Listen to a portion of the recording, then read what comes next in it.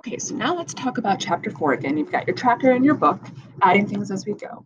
So in chapter 4, called The Preparation, we have Mr. Lorry arriving in Dover, and he is staying at a hotel, and he mentions that he is awaiting a young woman, that he has reserved a room for her as well.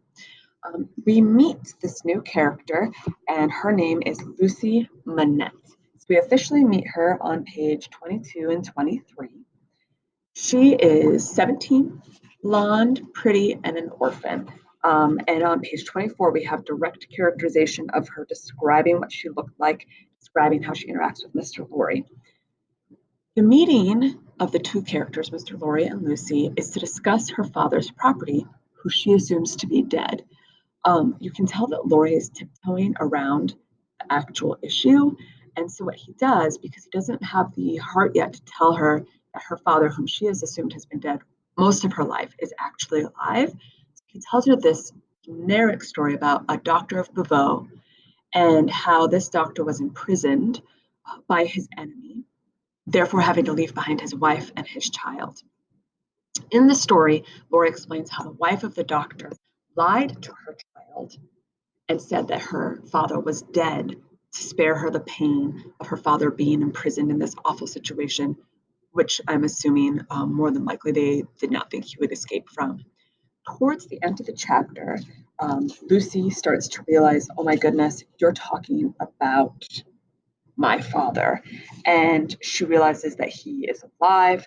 And then Mr. Lorry confirms it on page 29, middle of the page, but he has been found. He is alive, greatly changed, and it is too probable, almost a wreck. It is too possible, though we will hope the best. Still alive, your father has been taken to the house of an old servant in Paris. So Lucy just found out her father is alive and that he is in Paris. When she gets this information, 29 to 30, she kind of doesn't fully faint, but she basically goes into shock. And you'll see that Lucy is that stereotypical damsel in distress who oftentimes goes into shock or faints.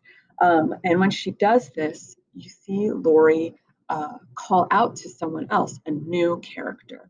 We don't get her name, but it's a female servant, and she comes barging in. She's described very much in masculine terms, very strong terms. And it's fantastic how she comes in, she pretty much like pushes Mr. Lorry almost over to get to Lucy to see what she can do to help her. And that all happens on page 30 and 31. So pay attention to this strong woman. We're going to get to know her more. So you've got this kind of beautiful, sweet, blonde, young woman, Lucy Manette, and then you've got this strong, gruff, masculine described woman. So you're going to see these kind of polar opposite feminine descriptions. So in this chapter, we have some characterization of Lorry.